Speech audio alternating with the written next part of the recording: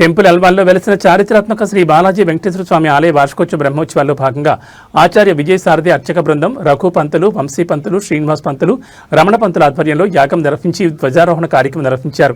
ఈ సందర్భంగా భక్తులకు తీర్థప్రసాదాలు అందజేశారు. ఈ కార్యక్రమంలో ఆలయ వంశపారంపర్య చైర్మన్ రాజగోపాల్ సైంచర్, ఆలయ ఈవో మఠం వీరేశం, ఆలయ పునరుద్ధరణ కమిటీ ప్రతినిధులు వెంకట్రామరెడ్డి, నిమ్మ సుమతి అశోక్ రెడ్డి, రామచంద్ర, బాలకృష్ణ, సత్యనారాయణ, శివరామకృష్ణ, నాగేష్ మరియు పెద్ద సంఖ్యలో భక్తులు పాల్గొన్నారు.